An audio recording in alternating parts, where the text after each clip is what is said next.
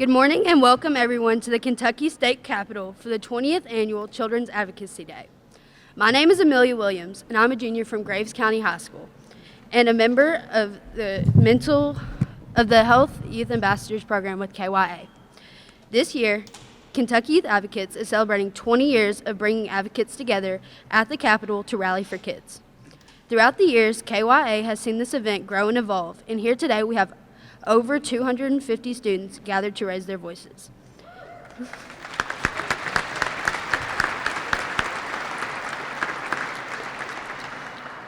As a former foster youth and someone impacted by the 2021 tornadoes in Western Kentucky, finding space for young people to share their voices and advocate for change is so important to me.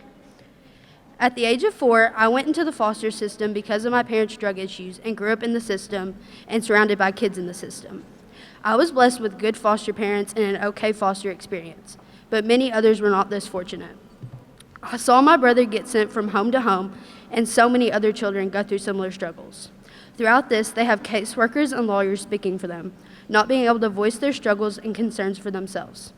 In seeing and hearing about this, I came to the realization that this not only occurs in the foster system, but also in situations in schools, homes, and so many other places, where children don't have a loud enough voice to stick up for them. I decided I want to be the change, both in my family's vicious drug cycle and also to make myself available to listen to others and help to be their voice or motivate them to use theirs. That's when I discovered KYA. I knew the second that I was reading into KYA that I wanted to be able to be a leader and voice for the youth. I believe I could use my lived experience and desire for change to help create a better future for Kentucky kids.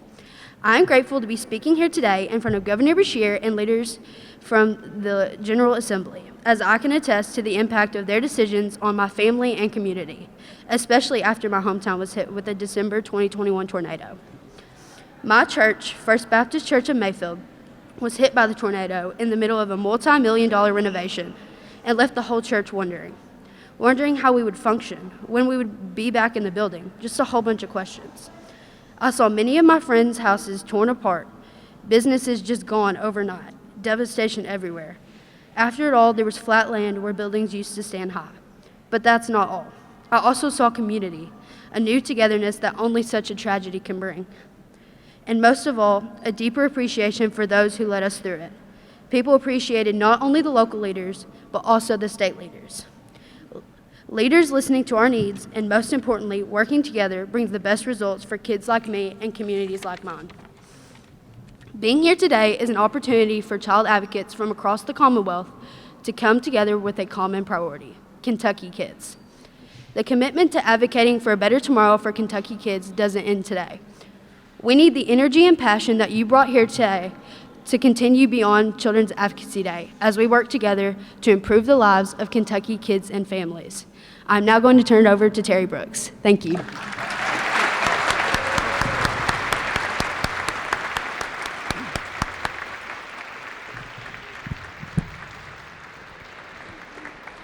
You know, if you rebuilt your church after a natural disaster, that's the level of resiliency that makes speaking before these folks easy, right? Can we give her another round of applause?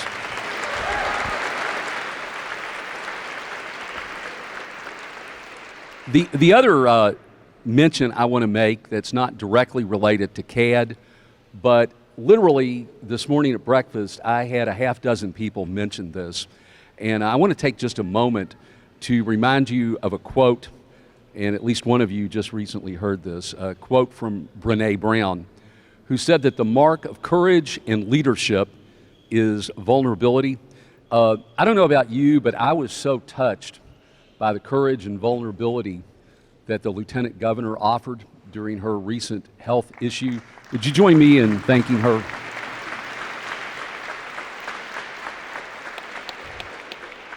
One of the best things about the growth of CAD is that we have young people at Children's Advocacy Day.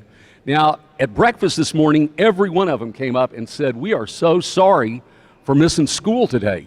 So we appreciate that sacrifice. But if you could hold your applause for just a second, I'm going to read off the scope of young people who are here today, and I think that's a real cause for celebration. So we have the Berea Community Middle School Jobs for America program. We have the Leestown Middle School Sources of Strength program. Madison Middle School, Madison Central High School, Home of Opportunity and Dreams program. We have the Play Cousins Collective, the Pulaski County Youth in Government program, the Rockcastle County Family, Career, and Community Leaders of America. We have the Taylor County Youth Coalition, the YMCA of Greater Louisville, the YMCA of Central Kentucky, and the Lindsey Wilson College Program of Nursing. We are so glad to have you here today.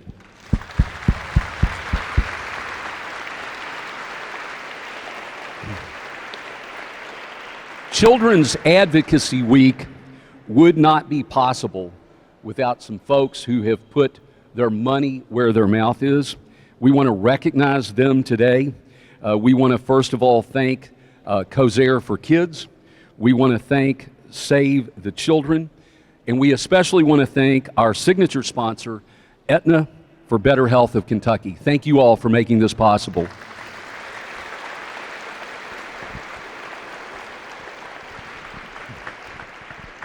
So I want to start the program today with a few brief remarks, and I want to get your attention. So Kelsey and Mara, I'm wondering if you could give Senator Givens, the Lieutenant Governor, Secretary Friedlander, and the Governor that very fancy award today.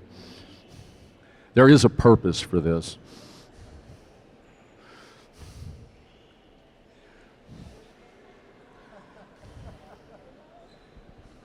So you may know that one of the hallmarks of what KYA tries to bring to the table in Frankfort is research and data. We try to make sure our ideas are not based on opinion or ideology, but they're based on facts and data and research. And I recently came across the most inspirational piece of research I've ever seen, because it demonstrated what 74-year-olds, that would be me, can do better than younger people. And that's what we're going to talk about for just a second. So let me do a quiz. I don't want to make anyone awkward, but if you are a Gen Xer, that means you were born from 1965 to 1980, are you brave enough to raise your hand? Let us show you who you are. Okay.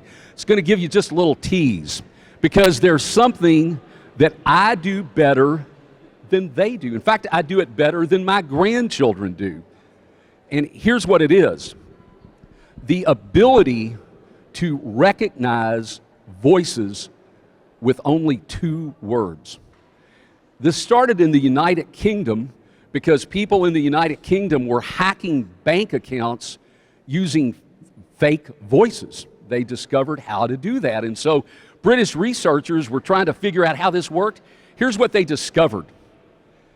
The people who are best at discriminating those 2 words and identifying who it is are people who are 70 and above.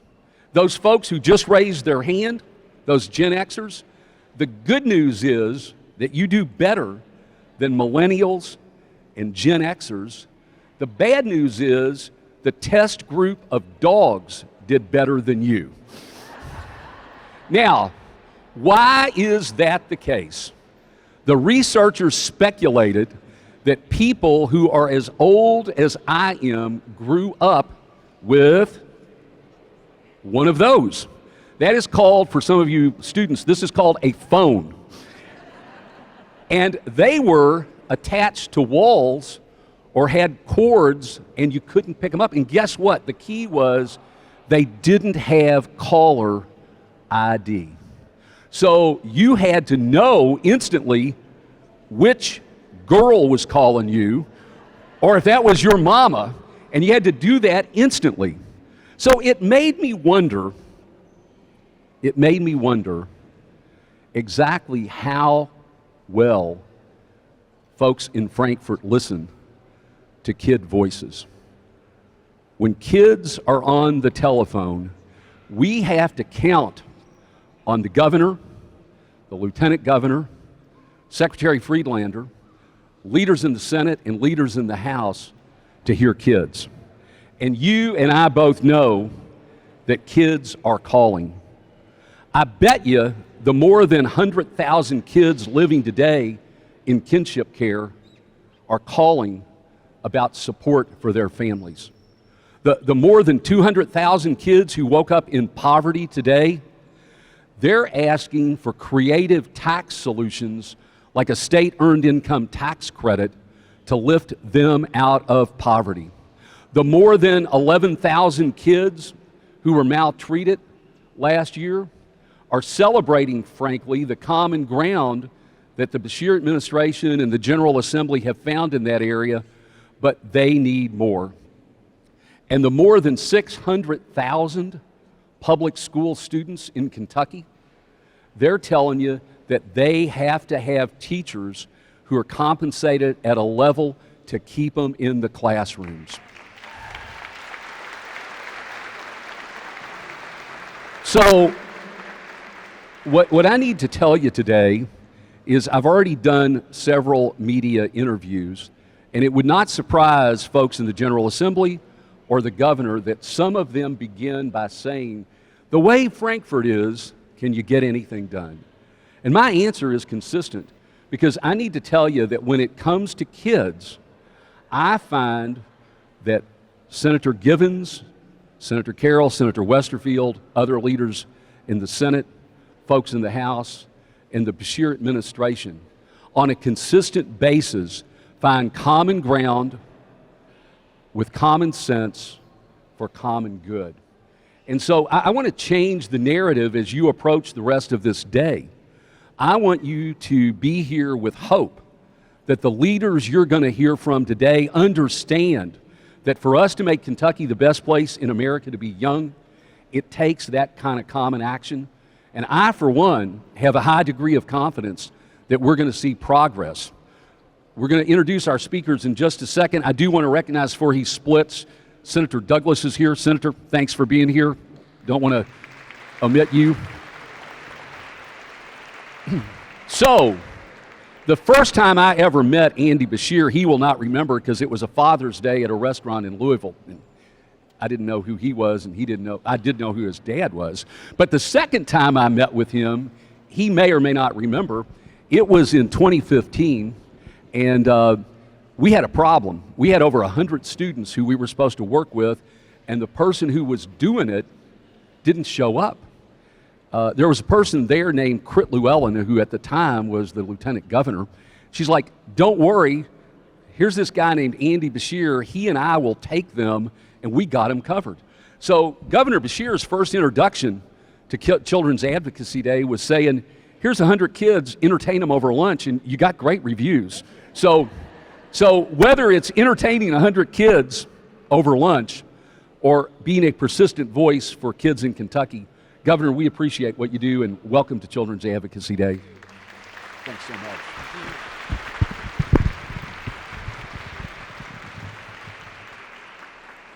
Well, thank you to Terry for that introduction. I was thinking when he said things that he does better than every other generation, I thought he was going to say there were no snow days in his day. Instead, he walked several miles through the snow to school and then back again afterwards. I am so proud to welcome you all to your state capitol for Children's Advocacy Day. Yeah.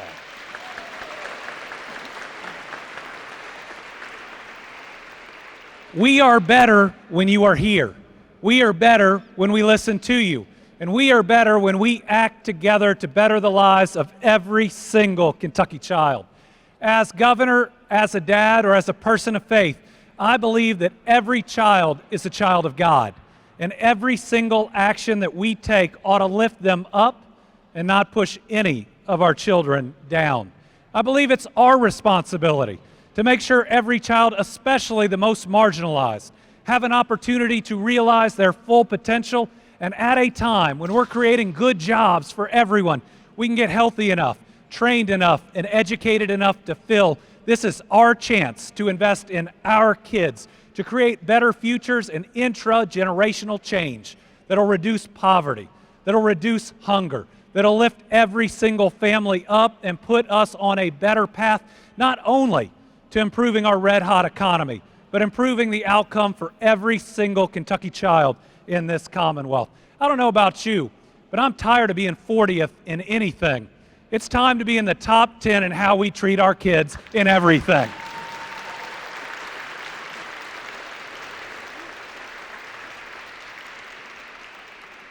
And I think about this moment that we're in. We've come out of a pandemic. We've gone through tornadoes and floods, ice storms. I think we just went through the second polar plunge.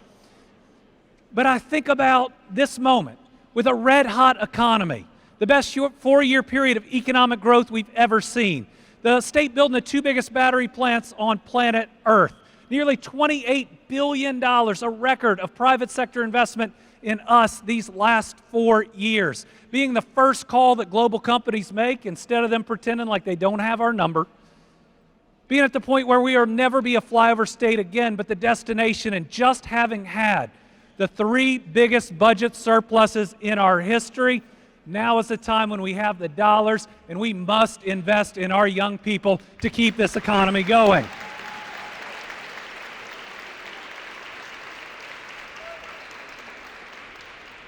To do that, it is time for transformational investments, and I believe that has to start in our public schools. We can't stay number 2 in per capita economic development if we are in the 40s in starting teacher pay and average teacher pay. That's why my budget proposal includes an 11% across-the-board raise for every public school educator.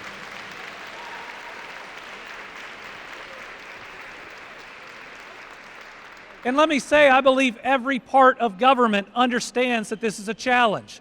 We just got to get to a point where our solution in working together actually addresses the problem.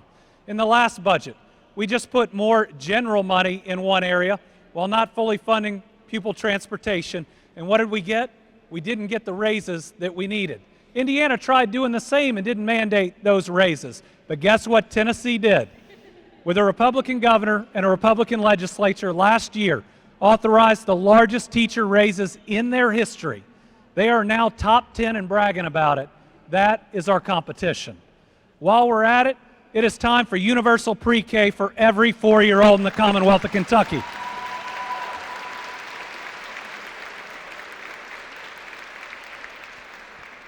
When we're talking about kids count and the data, folks, over half of our children show up for kindergarten not ready. That is a failing grade. That's a crisis in and of itself, and so many of those kids never catch up. And at a time where we desperately need more child care, doing universal pre-K while investing in child care is the only way we increase the size of the pie, increase the number of slots. Universal pre-K, which we can afford, which will provide pre-K services to 34,000 additional Kentucky kids every year. And it'll open up about 4,000 federally funded child care spots, currently for 4-year-olds, that'll be there for everyone else. In this plan, every child care desert at least has universal pre-K, a safe place for every 4-year-old.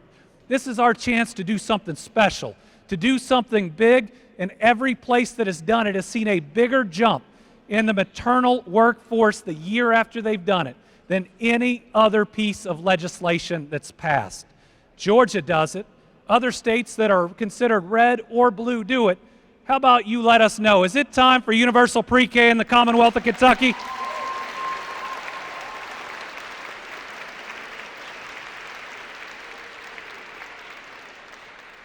Our budget proposal also fully funds student transportation, puts more dollars into technology and textbooks, funds mental health services, makes continued investment in career and technical renovation, something the Senate put in the last budget that was a great addition, and provides more funding to our Friskies that are there for our children in their times of need.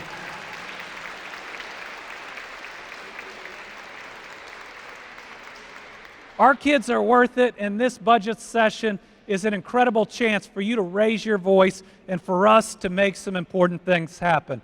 And we have to acknowledge when we're not doing well enough, like in our Department of Juvenile Justice pre-adjudication detention facilities. We appreciate Senator Carroll and many others' work on this, but we need a budget that does what it takes to ultimately get us where we need to go.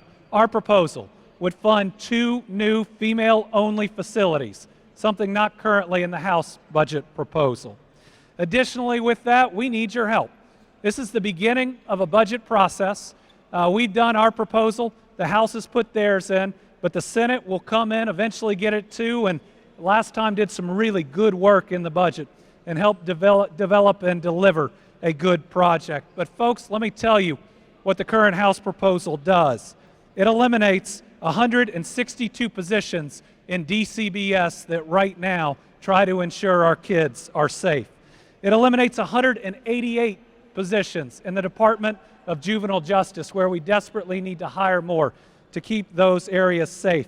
It eliminates 162 positions in behavioral health services that our kids need.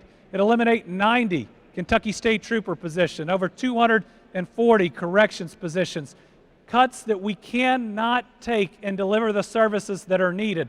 And after the 3 biggest budget surpluses ever, cuts that are absolutely unnecessary. But here's the thing.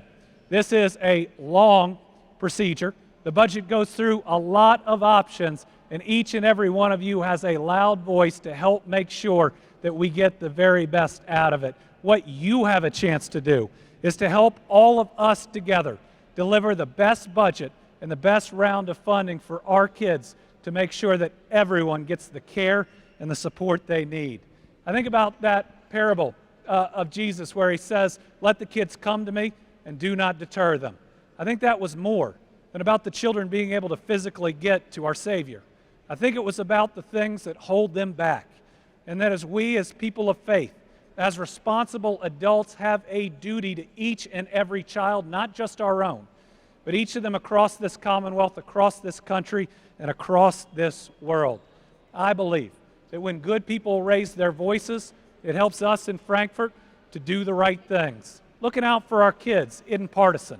It's not red or blue. It's not D or R. It's just the right thing to do.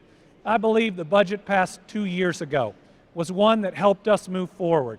Yes, we need more in it. Yes, we need those mandated raises. Yes, we need pre-K services. But my hope is as we move through this process, we can get closer to that last one with those add-ons that help us get the job done. With your help, there is a big, bright future ahead of us for every Kentucky child. Better jobs, more health care. Think about it. We're building the first hospital in West Louisville in over 150 years.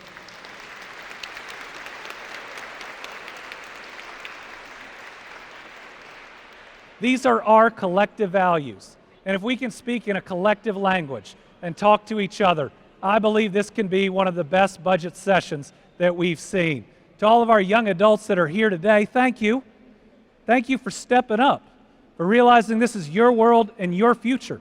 With all these opportunities coming in, we're going to need a lot of new CEOs. And I'm a fairly young governor, and I'm going to need a job one day. So don't forget me. But to everybody else, thank you for being a part of our great democracy. Get out there, lobby as hard as you can. This is your Commonwealth. Let's make it the very best we can. God bless you all, and thank you.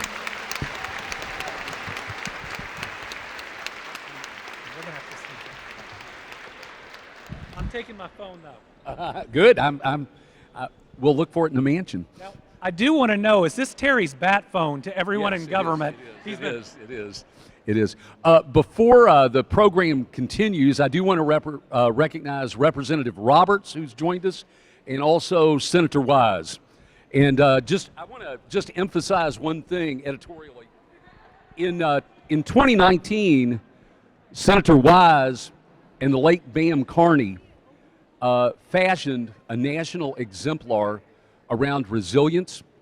I have to tell you, I think that issue is on the line.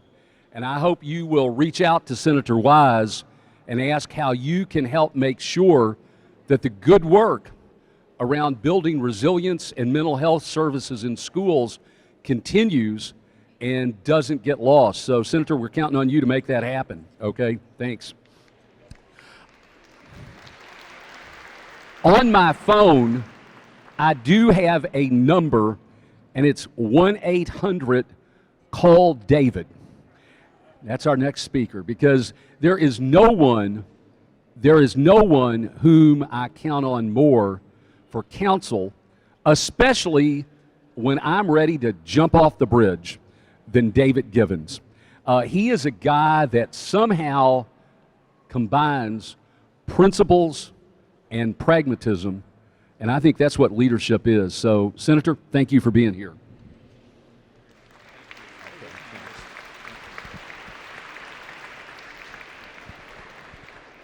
Well, Terry, thank you very much, and greetings and good morning on behalf of the Kentucky State Senate. I am President Pro Tem David Givens. It's an honor and a pleasure to be here with you and address this esteemed audience on this Children's Day at the Capitol. What do you... Advocacy. Okay. They've corrected the record for me because they indicated that I missed an important word. Advocacy. I want to talk with you about that, and thanks for correcting the record for me. When you think about advocacy, what's going on when you advocate for a cause you believe in? You bring your skills, you bring your talents, you bring your passion, and then you're fortunate to have a group like KYA coordinate that effort. Because all those skills and passion and talent, uncoordinated, is really just a lot of noise. So it takes a keen group and a keen leader like Terry and so many others to coordinate the effort, get you here, get the schedule laid out, get the cause well made, and then advocate and articulate so skillfully around that effort.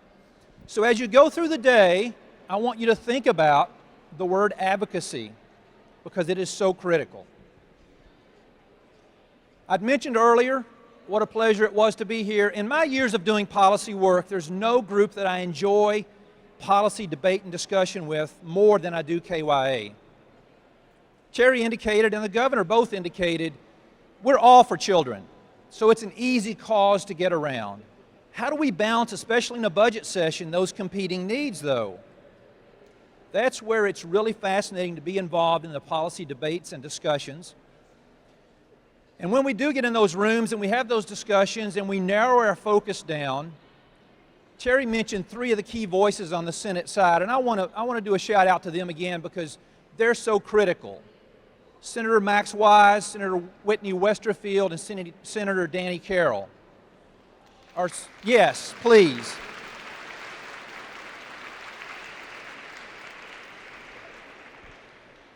These men and the rest of my colleagues are all champions, but these three are here today because they are true champions for kids.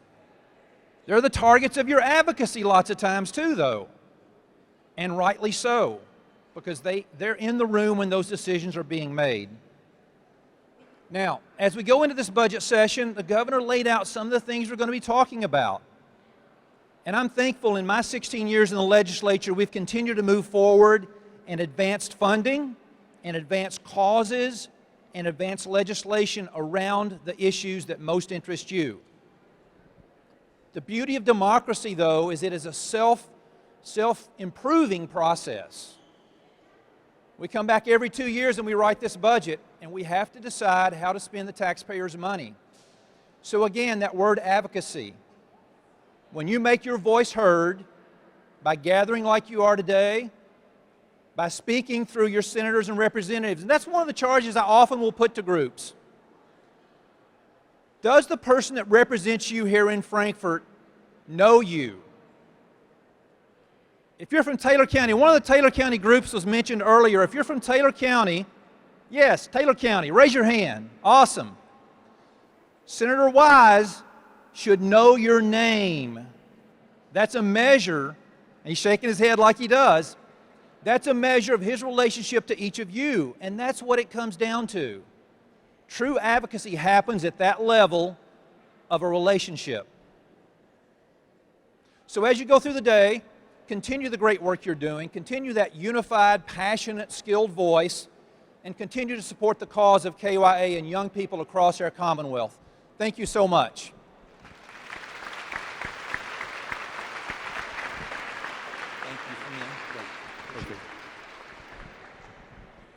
If Senator Givens is a source of counsel on the Senate side, a fulcrum of action on the House side is Kim Moser.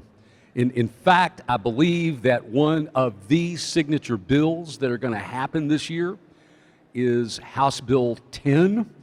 I'm sure the representative may allude to that, but in terms of supporting moms and families, she is knocking it out of the ballpark on that, as she does on a consistent basis on areas ranging from child maltreatment to child welfare. Representative, we appreciate your voice. We appreciate your leadership.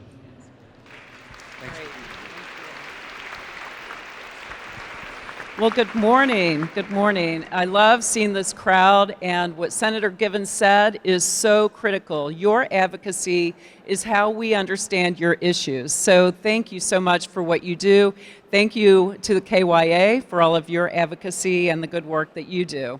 I am Kim Moser, State Representative of the 64th District up in Northern Kentucky, and I'm honored to chair the Health Services Committee. This committee is, of course, integral to our mission to work on issues important to all of us, our children. Children, as we know, make up about a third of our population, and creating sound policy, those ideas that we all know benefit our youth, are of critical importance, not just now, but for our future generations. It's important that we think upstream when we are considering policy. How will this actually prevent some of the maltreatment that we see, some of the issues that are affecting families? This is really where we need to focus our initiatives. It's something that I'm working on, as Terry mentioned, with House Bill 10, and really helping families navigate their situation. House Bill 10 came from an informal work group that I put together this year this summer, when I discovered and I started looking into our maternal mortality and infant mortality numbers. And Kentucky is not faring well. In fact, we are number 2 in the nation in maternal mortality, and that is the death of a mother in the year following the birth of an infant, of a newborn. This is not acceptable. We need to look at the reasons for this, and so I worked with the Kentucky Perinatal Quality Collaborative. The cabinet has been immensely helpful. We worked together in a bipartisan, bicameral way.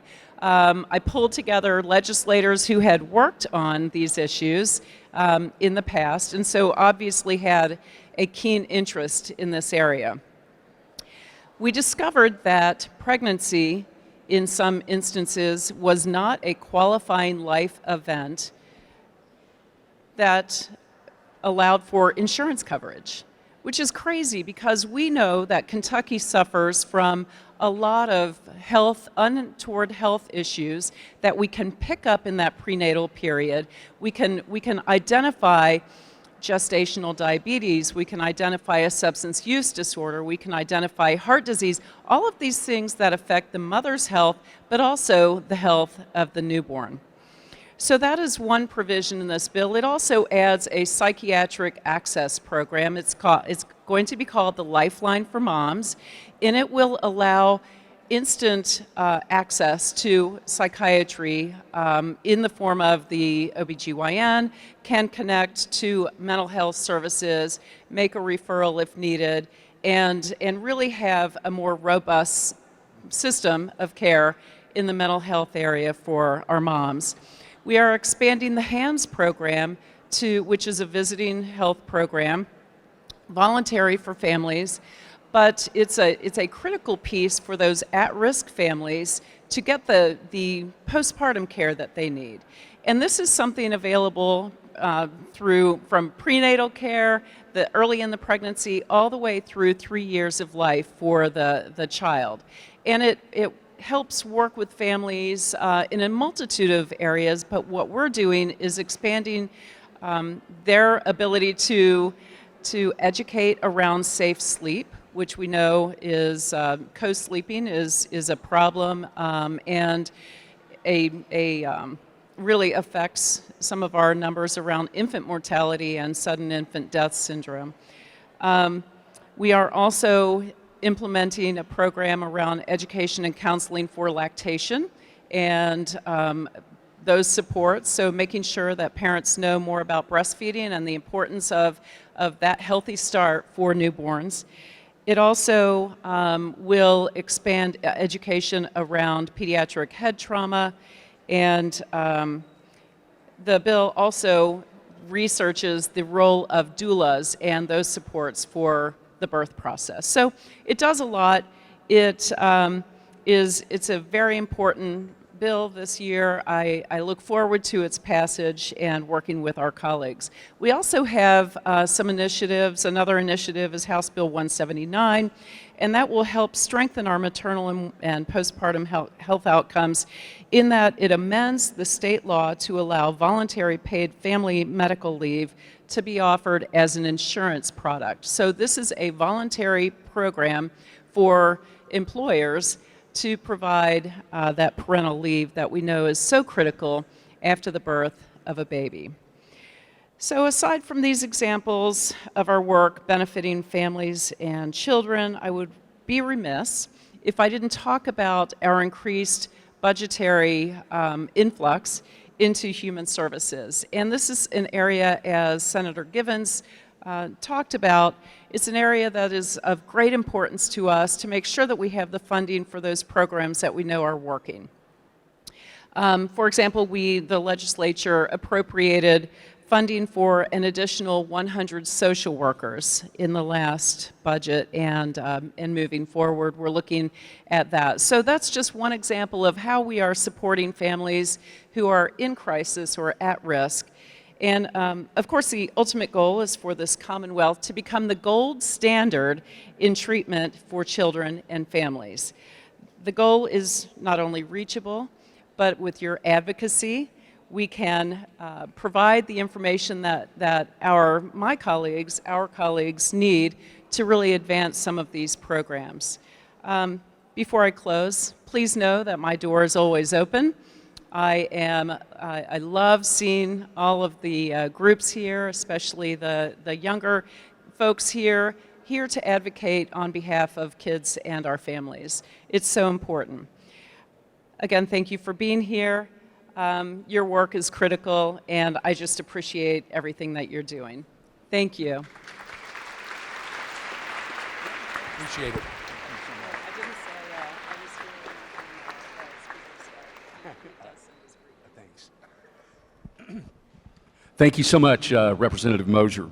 So we want to close by taking a moment and honoring some folks.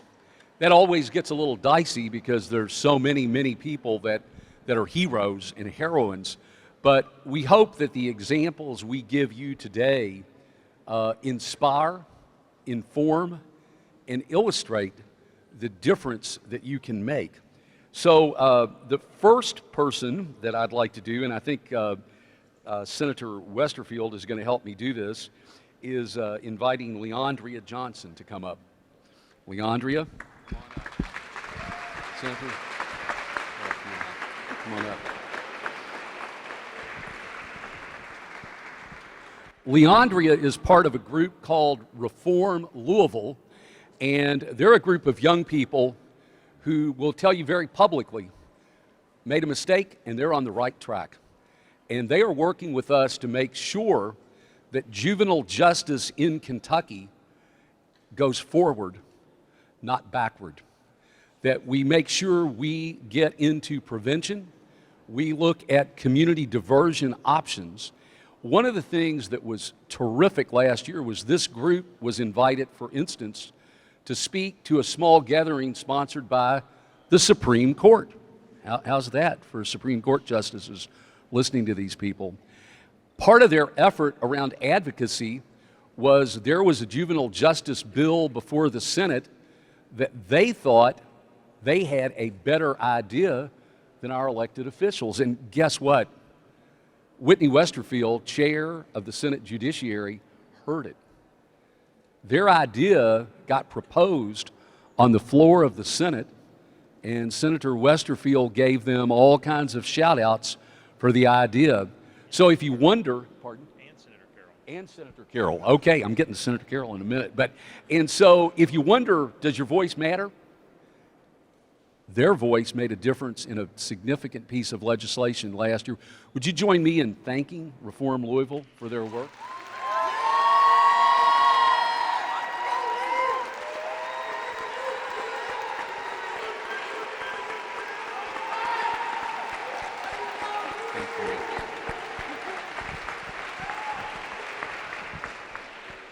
Along with juvenile justice, I know that you know child abuse and neglect is a major priority in Kentucky. KYA is so honored to be a part of Moser for Kids' Face It effort, which is targeted at making child abuse a thing of the past. And along with lots of on-the-ground efforts and training and programming, Face It also targets very focused policy ideas. One of the ideas that happened last year that the Face It movement was so impressed with emanated from another young person. You want to come up? Joining me is Barry Dunn, President and CEO of Moser for Kids, and Kiera Dunk, and welcome Mom and Dad. You want to come up with her? Oh, okay. So Kiera championed what was called Cammie's Law, based upon a very deeply personal incident that happened to a friend of hers.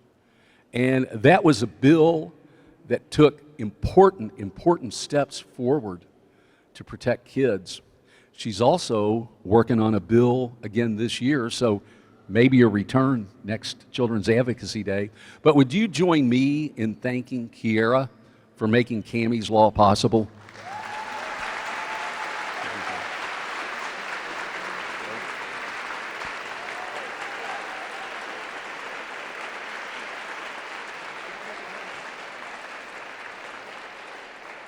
Thank you. Earlier today, we presented awards to several folks at a legislative breakfast, including Senator Funky Fromeyer and Senator Meredith. At that breakfast, we presented an award because of his leadership on juvenile justice to Senator Danny Carroll. But Senator Carroll's taken home the hardware because there are two awards we wanted to do at this gathering specifically. So, Senator, you want to come up here for just a second? As I mentioned, Senator Carroll plays an outsized role in juvenile justice. The other role he plays so critically is around child care. Now, I don't know about you, but I understand that state budgets have to attend to bridges and roads. I mean, who can argue with that infrastructure? But I'm here to suggest today that the most important infrastructure in Kentucky is child care. If you don't believe it, ask families who live in a child care desert, or ask local businesses that can't get a workforce together because moms and dads can't leave home because they don't have anywhere to put their kids. What I'm telling you today is the child care issue is on the table, and the guy that I believe is going to bring it home is Senator Carroll. So Senator Carroll, instead of waiting until after the victory, my guess is there's some afternoons that you're tired and feel beaten up and you're in your office, and what I hope you do is look at this, because we are naming him Infrastructure Chief for Kentucky. So this is our Child Care Infrastructure Award, and I want you to know that we so appreciate your thoughtfulness and courage on that issue.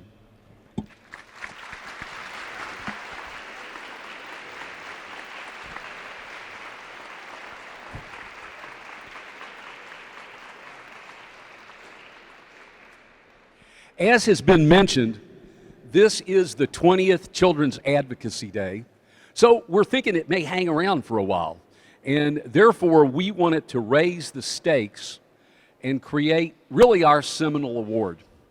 And I took that very seriously. So Senator Westerfield and Mr. Harshaw, you want to come up here?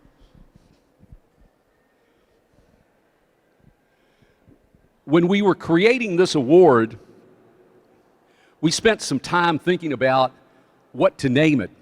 You would guess folks had qualities, aspirations.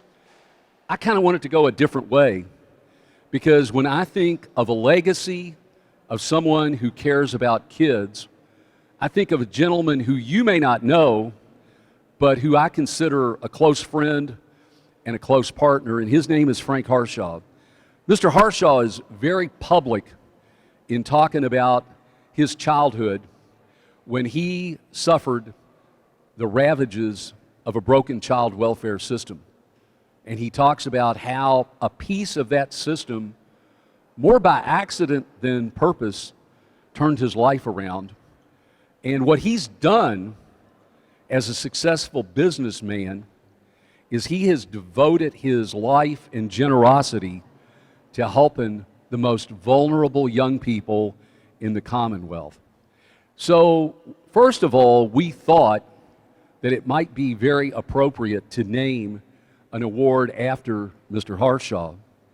Mr. Harshaw's business was HVAC. And I don't know if you know this, but there's a big difference between a thermometer and a thermostat. A thermometer tells you what the temperature is. A thermostat sets the temperature. So what we want the Frank Harshaw Thermostat Award to do, pretty creative name, I think, is we want to honor a Kentuckian every year who doesn't just tell you what the temperature is, but who sets the temperature. And when I think about that in a variety of areas, but none more than juvenile justice, there is one name that comes to mind. That's Senator Whitney Westerfield. Willie Nelson has a great song that there's only two things in life that matter. One is your heroes, one is your friends. Senator Westerfield, it is really great when one person is a hero and my friend. And Mr. Harshaw, I'd like you to present this to the senator right now.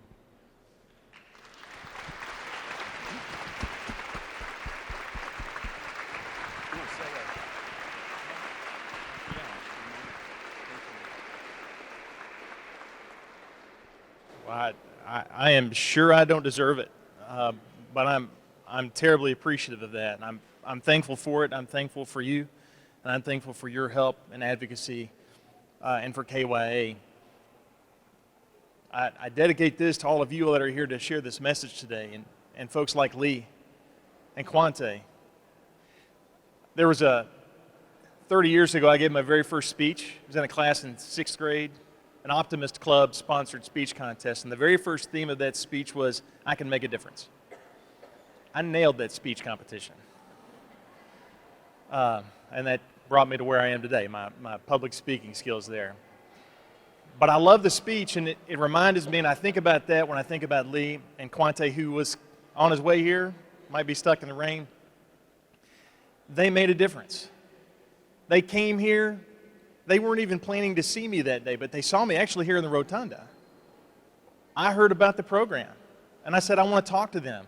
And one day they came and stopped by the annex, got me out of a caucus meeting, tickled me to death. And I sat down and I heard their idea. And then I asked for their idea to be included in a bill change that Senator Carroll was working on. From seeing me to giving the idea to talking to Senator Carroll and getting it passed took about a week and a half. Now, not every legislative victory is that fast. But she didn't know that she could do that. You have that potential today. You can make that difference today. Today could be the day that you have that one meeting with the one person who manages to think, I'm going to work on that. I'm going to put that in the bill. I'm going to make sure the leadership hears that. I'm going to make sure the budget chair hears that. Do not give up. I don't know if you heard my announcement last week, but I'm actually going to add to the voices of children, or do my best, with triplets, I hope, coming this summer. We need to, thank you. My wife thanks you for that. We need your voices. We need you to do what Lee has done. Make a difference, and not just today, but every day. I'm so thankful for you all, and I'm so honored. I don't deserve it. but I'm honored to be able to do this work, and it has given me such joy and such honor to stand up for the voices of Kentucky's kids in my 12 years in the General Assembly. Thank you so much.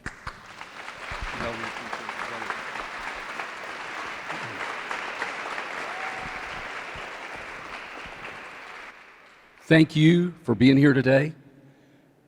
We've saved maybe the best to last. So Bella Cornett, Josephina Williams, come on up and close us out. Thank you. Hi, I'm Isabella Cornett from Graves County, and I'm a member of the Health Youth Ambassadors Program with KYA. And I want to thank you for showing up for your youth today.